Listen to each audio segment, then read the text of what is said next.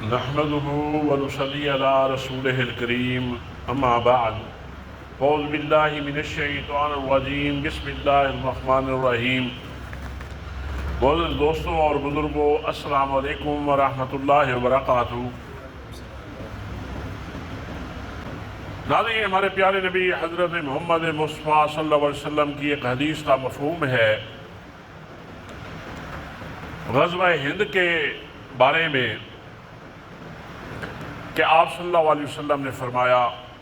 کہ میری امت کے دو گروہ ہوں گے جو آگ سے بچ گئے، اور ان میں ایک گروہ ایسا ہوگا جو ہند پہ حملہ کرے گا، اور جو دوسرا گروہ ہے وہ ہوگا جو عیسیٰ ابن مریم کے ساتھ یہود کے خلاف قتال کرے گا، دجال کے خلاف قتال کرے گا۔ ناظرین، یہ اللہ کی شان ہے، اللہ کی تدبیریں ہیں، انسان کی سمجھ میں آنے والی یہ چیزیں نہیں ہیں، اور یہ کوئی معمولی خوشخبری نہیں ہے کہ ان دو گروہوں میں ہم دعا کرتے ہیں کہ اللہ تعالیٰ ہمیں اور ہماری آنے والی نسلوں کو اللہ تعالیٰ ان گروہوں میں شامل رکھے، اور اللہ کے نبی صلی اللہ علیہ وسلم کی یہ جو بتائی ہوئی خوشخبری ہے یہ ہم سب کو نصیب فرمائے، ہماری آنے والی نسلوں کو نصیب فرمائے۔ اس وقت حالات پاکستان کے آپ کے سامنے ہیں، ہند کی طرف سے جس طرح کی جارحیت کی جا رہی ہے اور جس طرح کے حالات ہیں، یہ یاد رکھیں کہ یہ اسی کی طرف قدم بقدم ہم جا رہے ہیں۔ یہ اللہ کا نظام ہے کہ جیسے اسرائیل کا وجود میں آنا، 1948 میں اسرائیل کا وجود آ رہا ہے، اور 1947 میں اللہ تعالیٰ نے پاکستان کو معرض وجود میں دیا۔ یہ اللہ کا نظام ہے کہ کوئی بھی بیماری اس وقت تک زمین پہ نہیں اترتی جب تک اس سے پہلے اس کا علاج نہ آ جائے۔ یعنی کہ ایسے سمجھیں کہ اسرائیل کے آنے سے پہلے اللہ تعالیٰ نے پاکستان کی شکل میں اس کا علاج جو ہے وہ دنیا پہ بھیج رہے ہیں۔ جیسے بچہ پیدا ہونے سے پہلے ماں کی چھاتی میں کوئی دودھ نہیں ہوتا، لیکن جیسے ہی بچہ پیدا ہوتا ہے تو اللہ تعالیٰ اس کی پیدائش سے پہلے ماں کی چھاتی میں دودھ کا بندوبست فرما دیتے ہیں۔ ناظرین، پہلی بات تو یہ ہے کہ یہ ذرا سوچنا ہے، اس کو شاید کچھ لوگ معمولی سمجھ رہے ہیں کہ دیکھیں جی بس ملکوں کی جنگ ہے، یہ ہوتی رہیں گی اور ہوتی رہی ہے۔ ایسی بات نہیں ہے، مومن ایسا نہیں سوچتا۔ جب یہ حدیث ہمارے سامنے آ گئی، اب ہمارا کام یہ ہے کہ ہم اپنی اسلامی تعلیمات کے مطابق، اللہ کی رضا کے مطابق، نبی صلی اللہ علیہ وسلم کے فرمان کے مطابق اپنے تک جتنی کوشش ہو سکتی ہے وہ کرتے جائیں۔ آج بھی ان حالات میں بھی کچھ لوگ تنقید کر رہے ہیں ہماری ملٹری اسٹیبلشمنٹ کے حوالے سے بھی۔ دیکھیں، یہ تنقید کرنا کوئی بری بات نہیں ہے، لیکن ان حالات میں ہمیں یہ چاہیے کہ ہم بطور قوم کے، بطور مسلمانوں کے یکجہتی کا مظاہرہ کریں، ان کو سپورٹ کریں، ان کی حوصلہ افزائی کریں۔ یہ آپ ایسے سمجھیں کہ اگر ہم نے آج یہ کام شروع کر دیا تو انشاءاللہ غزوہ ہند جب ہوگا، یہ تو میرے اللہ کے علم میں ہے نا، جب ہو گئے تو انشاءاللہ اس میں ہمارا حصہ ضرور ڈال جائے گا۔ اب دیکھیں نا، ایک مسجد ہے، اب مسجد کی جو تکمیل ہے وہ تو پتہ نہیں کس نے دیکھنی ہے یا نہیں دیکھنی، لیکن اس مسجد کے لیے جس نے اگر اینٹ بھی ایک مہیا کر دی تو وہ جب مسجد تعمیر ہوگی تو اس کی تعمیر میں اللہ تعالیٰ اس کا پورا جو حصہ ہے اپنی شان کے مطابق اس کو اس کا اجر ضرور دیں گے۔ اور یہ حقائق بھی ہے کہ اس خطے کو اللہ نے ویسے بھی چن لیا ہے کہ یہاں پہ جہاد کے حوالے سے ہمیشہ حرکت رہتی ہے۔ آپ باہر کے ملکوں میں چلے جائیں، باقی اسلامی دنیا بھی ہے، وہاں پہ دیکھیں کہ اس طرح کے حالات نہیں ہیں، کیونکہ اس کے حوالے سے تو اور بھی احادیث آئی ہے کہ نبی صلی اللہ علیہ وسلم کی ایک اور حدیث کا مفہوم ہے کہ ایسا وقت آئے گا کہ خراسان کے علاقے سے کالی پگڑیوں والے لوگ نکلیں گے اور انہوں نے اسلام کے لیے جہاد کرنا ہے، قتال کرنا ہے۔ اور آج وہ خراسان کا علاقہ دیکھ لیں تو وہ خراسان کا جو علاقہ بنتا ہے وہ پاکستان کا کچھ حصہ بنتا ہے KPK کا، کچھ افغانستان کا بنتا ہے اور کچھ ایران کا بھی بنتا ہے۔ اب جب کہہ دیا گیا تو اس کا مطلب یہ ہوا کہ یہیں سے لوگ اٹھیں گے، اور اس کے آج آثار بھی مل رہے ہیں کہ آج تک یہ جب رشیا کا معاملہ تھا اس وقت، اس سے پہلے جب رشیا نے افغانستان پہ حملہ نہیں کیا تھا، اس وقت ایسے سمجھے کہ مسلمانوں کے اندر جو ایک جہاد کا تصور تھا وہ تقریباً ختم ہو چکا تھا۔ اللہ نے پھر اس خطے کو جو چنا ہوا ہے، یہاں پہ جناب اس دشمن نے اپنی مذموم مقاصد کے لیے جب اس نے افغانستان کے اوپر حملہ کیا تو اس وقت اس افغانستان نے جہاد کے لیے پوری امت مسلمہ کو جھنجھوڑ کر رکھ دیا، اور پوری امت مسلمہ کی طرف سے اسلامی ممالک سے جوق در جوق مجاہدین آتے رہے، وہ جہاد میں حصہ لیتے رہے، اور بالآخر اللہ نے مسلمانوں کو فتح نصیب کی اور افغانستان آزاد ہو گیا۔ اور پھر اس وقت سے لے کر آج تک بھی اس علاقے کو شاید وہ کہتے ہیں نا کہ یہ ایسے سمجھیں کہ اللہ تعالیٰ ہماری فوجی مشقیں کروا رہا ہے آنے والے غزوہ ہند کے حوالے سے۔ اور یہ بھی ایک حقیقت ہے کہ جب پاکستان وجود میں آ گیا تو مہاتما گاندھی جو بانی تھا ہندوستان کا، تو جیسے ہم یہاں پہ ہم مسلمان استخارہ کرتے ہیں، وہ جناب ان کا بھی ایک اپنی مذہب کے حساب سے ان کا بھی ایک طریقہ کار ہوتا ہے کہ کسی آنے والے حالات کے بارے میں پہلے سے اندازہ کر لینا۔ تو انہوں نے جناب، وہ اب میرے ذہن میں نہیں آ رہا کہ اس کو کیا کہتے ہیں، انہوں نے بھی اس وقت کیا۔ تو جب لوگوں نے مہاتما گاندھی سے پوچھا کہ یہ بتائیے کہ آپ نے جو استخارہ کیا ہے، یا آپ نے حاشیہ کہتے ہیں غالباً ان کو، کہ اگر وہ آپ نے کیا ہے تو اس سے کیا لگا ہے، تو انہوں نے جناب یہ کہا، جب جو ایکسپرٹس تھے ان کے جو ماہرین تھے انہوں نے جب اس کے حوالے سے بتایا تو انہوں نے یہ بتایا کہ یہ یاد رکھیں کہ پاکستان اور ہندوستان ان کے درمیان میں کافی جنگیں ہوں گی، اور ان جنگوں میں یہ پوزیشن ہوگی کہ دونوں طرف سے نقصان ہوگا، لیکن یہ سلسلہ پہلی ہوگی، دوسری ہوگی، تیسری ہوگی، پھر ایک وقت ایسا آئے گا کہ جو ایسا معرکہ آئے گا کہ وہ ایک بہت بڑی تبدیلی کا سبب بنے گا۔ اور یہاں پہ گاندھی نے اگلی بات نہ کی، حالانکہ ان کو یہ بتا دیا گیا تھا کہ اس پاکستان نے ہندوستان کو صفحہ ہستی سے مٹا دینا ہے۔ آج جو حالات چل رہے ہیں یہ اسی کی طرف ہی چل رہے ہیں۔ یہ ملک کی تاریخ یہی بتاتی ہے کہ آپ کو شاید پتہ ہوگا کہ بلوچستان جو ہے جب پاکستان بنا تھا، بلوچستان نے پاکستان کے ساتھ الحاق نہیں کیا تھا۔ بلوچوں نے انکار کیا تھا کہ ہم جناب ہماری اپنی الگ سی اسٹیٹ ہوگی۔ قائد اعظم گئے ان بلوچوں کے پاس کہ گزارش کر رہے ہیں کہ آپ اس پاکستان کے ساتھ آپ نے الحاق کر لینا ہے، اور انہوں نے انکار کر دیا۔ یہ معاملہ بعد میں ایک دفعہ سامنے آیا کہ جب پاکستان کے حالات ایسے تھے اور کچھ لوگ مایوسی کی طرف چل رہے تھے، تو وہاں پہ پھر یہ خبر کو سامنے لایا گیا۔ اس بولوچ بھائی جو اپنے دادا کی بات کرتے ہیں کہ ہمارے دادا کے پاس قائد اعظم آئے تھے کہ پاکستان کے ساتھ الحاق کر لیں، میرے دادا نے انکار کر دیا تھا، لیکن دوسرے روز ہی میرے دادا خود قائد اعظم کے پاس چلے گئے اور جا کر کہہ دیا کہ ہم نے آپ کے ساتھ الحاق کرنا ہے۔ تو وہ کہنے لگا کہ میرے پھر والد نے میرے دادا سے پوچھا کرتے تھے کہ دادا جی یہ بتائیں کہ آپ نے شروع سے انکار کر دیا، جب پھر ایک دن گزرا دوسرے دن آپ نے خود جا کے قائد اعظم سے کہہ دیا کہ ہم نے الحاق کرنا ہے، تو وہ کہنے لگا کہ یہ بات پوچھ کے نا پھر جو اصل بات تھی وہ ہمیں ٹال مٹول کر جاتے تھے، بتاتے نہیں تھے۔ کہتے پھر میرے ساتھ بھی یہ ہوا کہ میں نے اپنے والد سے پوچھا جب مجھے کوئی تھوڑا سا شعور ملا تو میں نے اپنے والد سے کہا کہ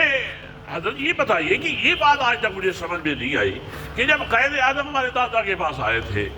کہ پاکستان کے ساتھ الحاق کر لیں، دادا جی نے انکار کر دیا تھا، لیکن ٹھیک دوسرے دن خود چلے گئے اور کہنے لگے کہ ہم نے پاکستان کے ساتھ الحاق کرنا ہے۔ تو اس کی وجہ کیا ہے؟ تو انہوں نے پھر یہ بتایا کہ میرے والد صاحب نے مجھے یہ بات صیغہ راگ میں رکھنے کا کہا تھا کہ ابھی آپ کو میں بتا دیتا ہوں، لیکن آپ نے اس کو زہر نہیں کرنا۔ لیکن آج میری مجبوری ہے، آج میں زہر کرنا میرے لیے بہت ضروری ہے کہ قوم جو ہے وہ مایوسی کی طرف جا رہی ہے۔ تو انہوں نے بتایا کہ پھر مجھے والد صاحب نے بتا دیا کہ جب وہ قائد اعظم خالی لوٹ آئے، جب وہ رات کو سوئے تو ان کو، ان کے دادا کو نبی پاک صلی اللہ علیہ وسلم خواب میں تشریف لے آئے اور آپ صلی اللہ علیہ وسلم نے فرمایا کہ یہ میرے نام کی ریاست بن رہی ہے، اس کے ساتھ تعاون کرنا ہے۔ اور جب وہ یہ خواب، اب اس خواب کے آگے کون ٹک سکتا ہے، وہ خود دوڑے دوڑے چلے گئے اور جا کر ان سے کہا کہ ہم نے پاکستان کے ساتھ الحاق کرنا ہے۔ یہ اللہ کی شان ہے کہ یہ دنیا کی واحد ریاست ہے جو کلمے کے نام پر مانگی گئی ہے۔ یہ اور بات ہے کہ ہمارے مقتدرہ کی ہماری کچھ کوتاہیاں ہیں، جس کلمے کے نام پر اس ملک کو لیا گیا تھا، اس کلمے کا جو نظام تھا وہ ہم اس پہ نافذ العمل کرنے میں ناکام رہے۔ یہ ہماری غفلت ہے۔ اللہ سے توبہ بھی ہم کرتے ہیں اور اللہ سے دعا بھی کرتے ہیں کہ ہم کمزور ہیں، یا اللہ ہمیں اور ہماری آنے والی نسلوں کو یہ دکھا دے کہ اس ملک کے اوپر کلمے کا نظام نافذ العمل ہو جائے۔ اور اس وقت جو کوشش کرنی چاہیے وہ یہ ہے کہ اپنے اس ملک میں یہ یاد رکھیں، یہ بہت بڑا عمل ہے، جہاں کہیں بھی بیٹھتے ہیں وہاں پہ یہی کہنا ہے کہ اپنی فوج کو سپورٹ کریں، اپنی فوج کی حوصلہ افزائی کریں۔ اگر آج ہم نے اس نیت کی بنیاد پہ جو میں نے حدیث کا مفہوم گزارش کیا ہے آپ کے، وہ اگر اس کو دے کر آپ یہ کوشش کریں گے تو یاد رکھیں کہ انشاءاللہ غزوہ ہند میں، یا غزوہ ہند کے بارے میں جو نبی پاک صلی اللہ علیہ وسلم نے خوشخبری سنائی ہے، جو اس کے لیے بشارت دی ہے، انشاءاللہ ہم بھی اس کا ہمیں بھی انشاءاللہ حصہ ملے گا اور ہماری آنے والی نسلوں کو بھی ملے گا۔ اور یہ یاد رکھیں، یہ چھوٹے موٹے اختلافات ہر جگہ پہ ہوتے ہیں۔ اس کی میں آپ کو مثال دوں کہ حضرت علی رضی اللہ تعالیٰ عنہ اور حضرت امیر معاویہ رضی اللہ تعالیٰ عنہ کے مابین جب جنگ ہو رہی تھی تو ان کو یہ اطلاع ملی کہ روم نے کوشش کی ہے کہ جب ان کو یہ پتہ چلا ہے کہ مسلمانوں کے آپس میں اختلافات شروع ہو گئے ہیں، ان کے درمیان انتشار پیدا ہو گئے ہیں، ان کی آپس میں تقسیم ہو گئی ہے، تو انہوں نے اس کو ایک بہترین موقع اٹھاتے ہوئے اس نے اپنی فوج اکٹھے کرنا شروع کر دی اور یہ سوچ کر کہ میں اب جلد مدینہ منورہ پہ یا اسلامی ریاست پہ لشکر کشی کروں گا۔ جب اس کی اطلاع حضرت امیر معاویہ رضی اللہ تعالیٰ عنہ کو پہنچی تو حضرت امیر معاویہ رضی اللہ تعالیٰ عنہ نے پیغام بھیجا کہ یاد رکھو، اگر آپ لوگوں نے یہ حرکت کی تو میں نے حضرت علی رضی اللہ تعالیٰ عنہ کے ہاتھ پہ بیعت کر لینی ہے اور تمہارا مل کر ہم نے قلعہ قمع کر دینا ہے۔ جو مومن ہوتا ہے وہ ایسے ہی سوچتا ہے۔ ہمارے اندرونی اختلافات اپنی جگہ پہ، وہ ایک گھر میں بھی ہو سکتے ہیں، والد کے ساتھ بھی اولاد کے ہو سکتے ہیں، اولاد کے ساتھ والد کے ہو سکتے ہیں، بیوی کے میاں کے ساتھ، میاں کے بیوی کے ساتھ، بہن بھائیوں کے آپس میں یہ اختلاف چلتے جاتے ہیں، لیکن کچھ اصول ایسے ہوتے ہیں یا کچھ معاملات ایسے ہوتے ہیں جن کے اوپر کسی قسم کا سمجھوتا نہیں کیا جا سکتا۔ آج یہ وقت آن پہنچا ہے جس طرح کی وہ حرکت، اب لوگ کچھ کہہ رہے ہیں، ہر بندے کی ایک اسٹریٹجی ہوتی ہے۔ اب جس طرح ہم نے یہ معاملہ دیکھنے ہیں تو کبھی ہم نے یہ غور کیا ہے، یہ سوچا ہے کہ اب یہ جنگ کا جو معاملہ آ گیا ہے اس کے بھی تو کچھ مسائل ہیں، کیا ہم نے سیکھنے کی کوشش کی ہے کہ اسلامی تعلیمات ہمیں کیا سبق دیتی ہیں کہ ہم نے کیا کرنا ہے؟ جیسے کچھ بڑے جذباتی لوگ، نہیں جی نہیں، اگر انہوں نے ایسے حملہ کیا تھا تو ان کو بھی چاہیے تھا کہ جو وہاں پہ سیٹلڈ علاقے ہیں، جو وہاں پہ ان کے شہر ہیں، ان کی آبادیاں ہیں، ان کو بھی چاہیے تھا کہ نشانہ بنا دیتے۔ اس کی وجہ یہ ہے کہ ہم الحمدللہ مسلمان تو ہیں لیکن ہر معاملے کو سیکھنے والے نہیں ہیں۔ آج ہمارا حال یہ ہے، نماز 5 وقت کی پڑھتے ہیں لیکن نماز کے بنیادی مسائل سے ہم غافل ہیں۔ ہمیں چاہیے کہ ہم ان مسائل کو بھی جہاد کے بارے میں اللہ کے نبی صلی اللہ علیہ وسلم کی ایک حدیث ہے جس میں فرمایا کہ الجنہ تحت ظل السیوف، کہ جو جنت ہے وہ تلواروں کے سائے کے تلے ہے۔ یہ کتنا حساس معاملہ ہے، لیکن کب ہم جہاد کی بات تو کرتے ہیں، لیکن جہاد کے جو بنیادی مسائل ہیں اس کو سمجھنے سے ہم کہتے ہیں ہمیں ضرورت کیا ہے۔ یہ تو اللہ کے نبی صلی اللہ علیہ وسلم نے منع فرمایا کہ جب جنگ کا معاملہ ہو تو آپ نے شہری آبادی کو نشانہ نہیں بنانا، بچوں کو قتل نہیں کرنا، عورتوں کو قتل نہیں کرنا، ضعیفوں کو قتل نہیں کرنا، بوڑھوں کو قتل نہیں کرنا، درخت نہیں کاٹنے، فصلوں کو نقصان نہیں پہنچانا۔ یہ تو ہمیں تعلیمات ملی ہیں، اور ہمیں اس بات پہ فخر ہے کہ جو ہماری اسٹیبلشمنٹ نے، جو ہماری آرمی نے، جو ہمارے مجاہدوں نے جو کام کیا ہے، الحمدللہ ہمیں تو یہ چاہیے کہ ہم تو فخر سے سر اٹھا کے ہم سب کے سامنے بات کر سکتے ہیں کہ ہمارا دین تو اس بات کا سبق دیتا ہے کہ آپ ثابت کریں کہ اتنا کچھ ہونے کے باوجود بھی تقریباً 30 سے 40 ہمارے شہید ہو گئے، اس کے باوجود بھی ہماری ملٹری نے، ہمارے مجاہدین نے کہیں وہاں پہ آبادی کو نشانہ نہیں بنایا، بے قصوروں کا قتل نہیں کیا، جو بھی ٹارگٹ کیا ہے ان کی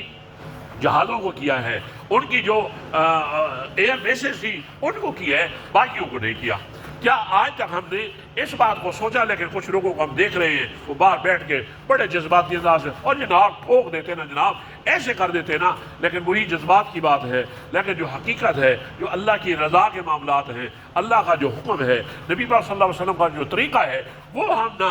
سننے کے لیے تیار ہیں نہ اس پہ عمل کرنے کے لیے تیار ہیں۔ بس تیار ہیں تو صرف اور صرف یہ کہ ہم نے باتیں کر رہی ہیں، اور یہ باتیں کر کے یاد رکھیں قوم کے حوصلے پست نہ کریں، قوم کے حوصلے یہ یاد رکھیں گھبرانا نہیں ہے، ہم نے دنیا میں چلے جانا ہے۔ مسلمان وہ کہتے ہیں نا کہ جس کا اللہ پہ بھروسہ ہو وہ کس بات کا مایوس ہو، اگر شہادت کی موت نصیب ہوتی ہے تو کتنی بڑی خوش قسمتی کی بات ہے۔ اور آج بعض دفعہ یہ ہوتا ہے کہ جو شہید ہو گئے وہ تو خوش نصیب ہیں، ان کے درجات اللہ بلند فرمائے، وہ تو گھرانے بھی خوش نصیب ہیں کہ ایک جو شہید ہوگا وہ کتنے لوگوں کی سفارش کرے گا۔ آج ہمارا حال یہ ہے کہ اس پہ دکھ کیا جا رہا ہے، اور اس بات پہ ہم خوش ہو جاتے ہیں کہ اگر کوئی ہمارے ملک کی طرف سے یا ہماری طرف سے جو اللہ اور اللہ کی رضا کے خلاف یا اس کی ضد میں اگر کوئی معاملہ ہوتا ہے تو ہمیں اس بات کا پتہ نہیں ہوتا کہ ہم کتنے اس بات پہ خوش ہو کر اپنے آپ کو گناہ میں مبتلا کر رہے ہیں۔ اس وقت ضرورت ہے کہ ہم نے اتحاد کا درس دینا ہے۔ یہ ملک ہمارا ہے، اس ملک کا دیکھیں، یہ یاد رکھیں، خدا کی قسم آج تو کچھ ہمارے وہ بھی بدبخت لوگ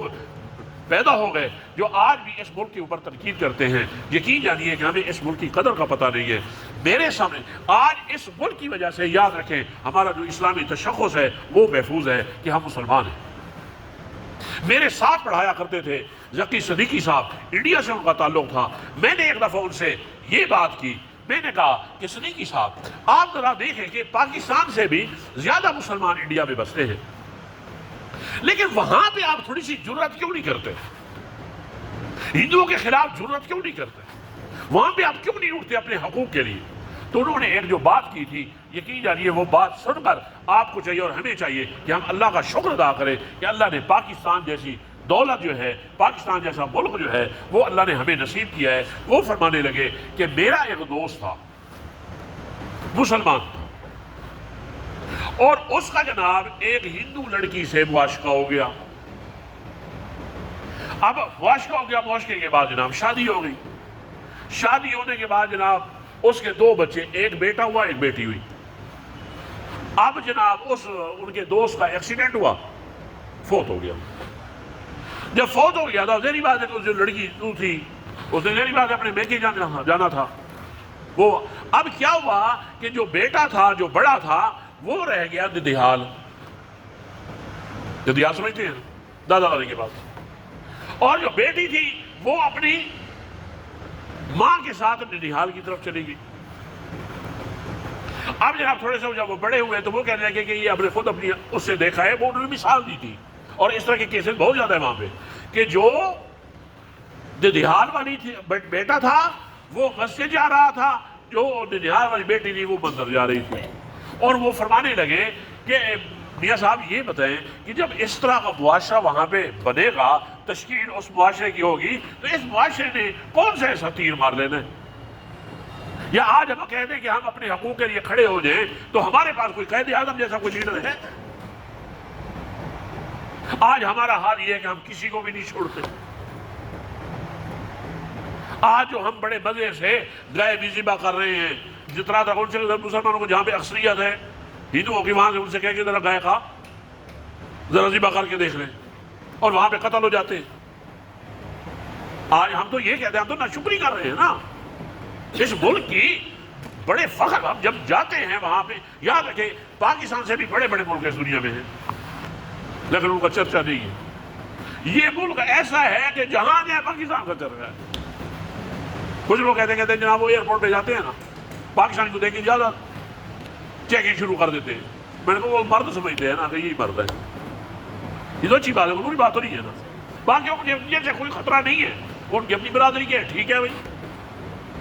تو اس ملک کو اپنے لیے بہت بڑی نعمت سمجھنا ہے، اس بات کو مدنظر رکھتے ہوئے کہ غزوہ ہند یہی ملک کرے گا. آج ہم نے اس نیت سے جو میں نے حدیث بیان کی ہے، اس نیت سے کہ غزوہ ہند میں اس ملک نے غزوہ ہند کر کے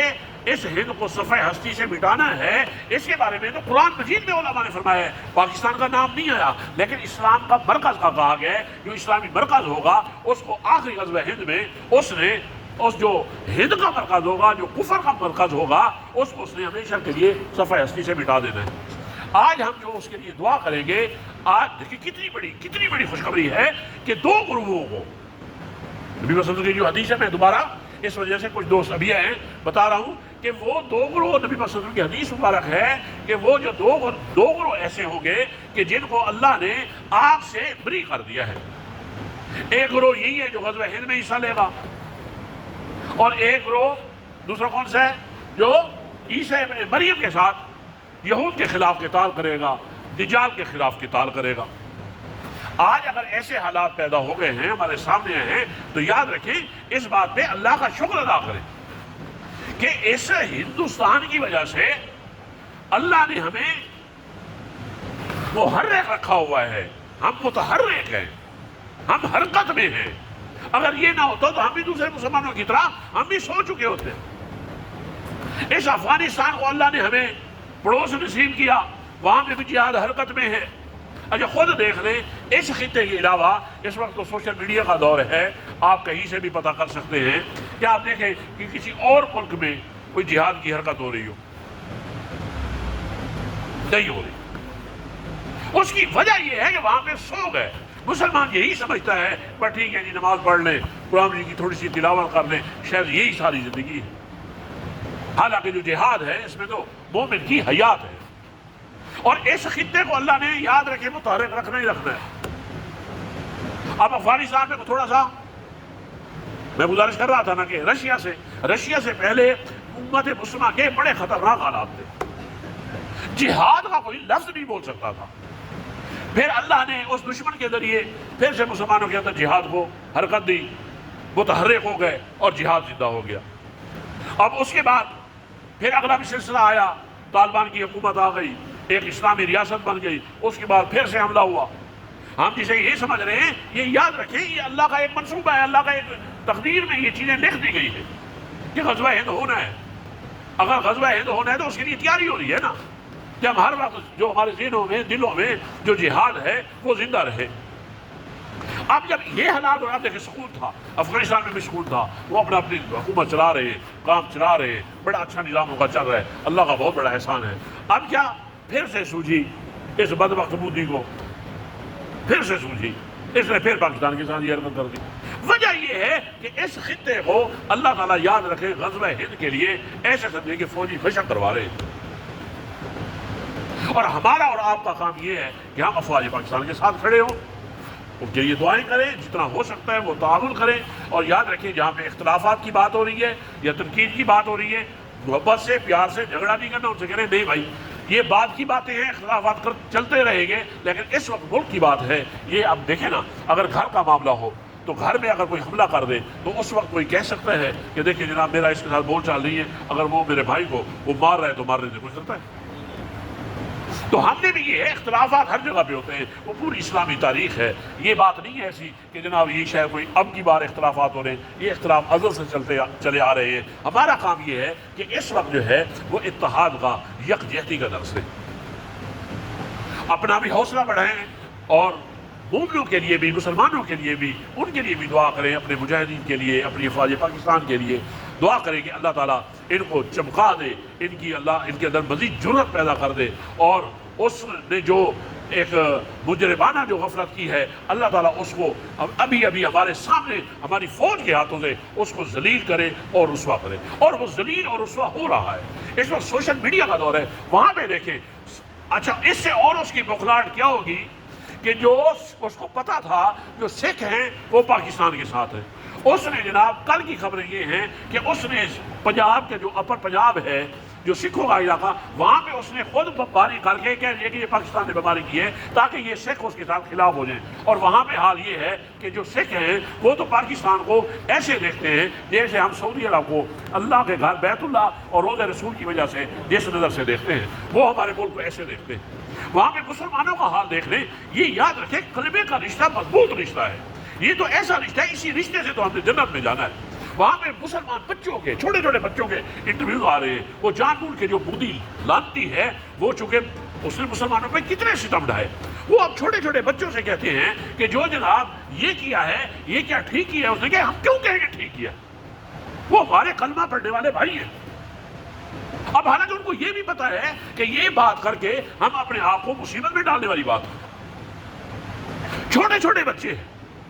وہ کہتے ہیں کہ جناب آپ نے وہاں پہ یہ کر دیا، انہوں نے جو آپ کے 5 جہاز گرائے ہیں ان کی سمجھ نہیں آ رہی آپ کو، کس کو مارو گے؟ تو الحمدللہ وہ اپنے ملک سے ہی اللہ تعالیٰ نے ان کے، اب دیکھنا تقسیم ہوئی تو کتنے مسلمان وہاں پہ رہ گئے۔ یہ یاد رکھیں، یہ بھی اللہ کا کوئی بہت بڑی اللہ کی حکمت ہے کہ غزوہ ہند کے موقع پر ساری ادھر سے چڑھائی نہ ہو، کوئی پیچھے سے بھی چڑھائی ہو جائے،